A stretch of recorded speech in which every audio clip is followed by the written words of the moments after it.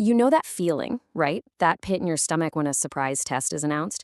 But what if I told you there's a simple way to handle that fear and actually do way better? Let's dive into the story of two students, Guttu and Chinky, who figured out exactly how to do it. So let me just ask you straight up. Do exams scare you? That whole frantic last-minute cram session. It's a feeling we all know way too well. If you've ever felt that kind of pressure, then this story is definitely for you. All right, section 1, the fear of exams. So our story kicks off in what looks like a totally normal classroom. The syllabus is done, things are calm. But yeah, that calm is about to get completely shattered.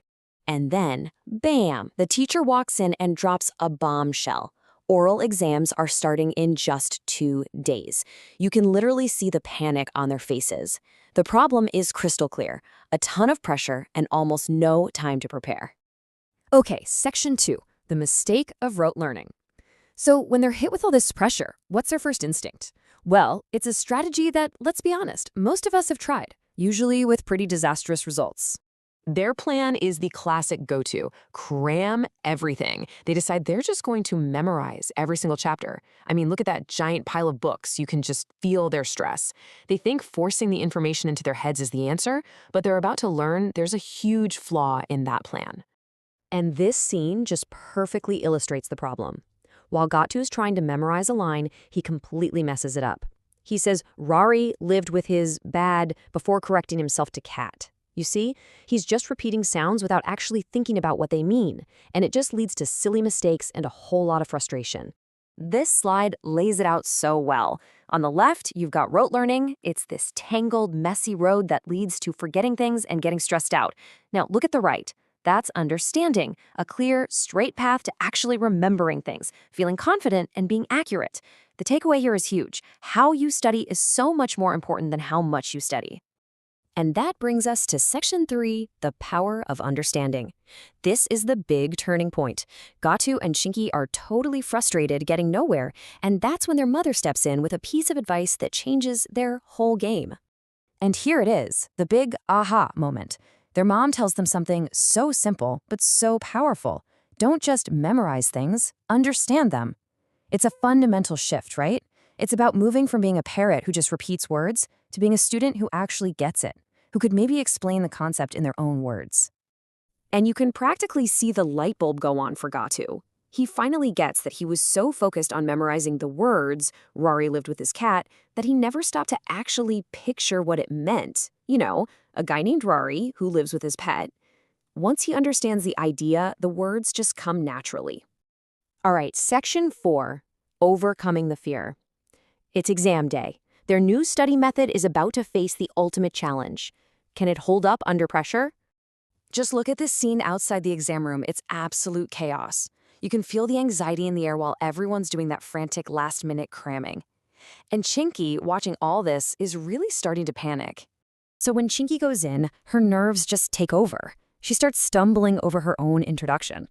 It's tough to watch, and it's a perfect example of how anxiety can just block information you absolutely know cold. But then something really great happens. Instead of getting impatient, the teacher gives her a simple, calming instruction. Answer calmly. This small act of kindness, this little bit of encouragement, is a total game changer. So let's break that down into 3 easy, actionable steps anyone can use. Number 1, take a deep breath. This physically calms your body down. 2, think with a calm mind. This clears out all that mental fog from the panic. And 3, answer calmly. This puts you back in control. It's not magic, it's just a practical technique to unlock the knowledge that's already in there. And look, we see it work again. When it's Gattu's turn, he starts to get nervous too. But the teacher reminds him, take a deep breath. He does it.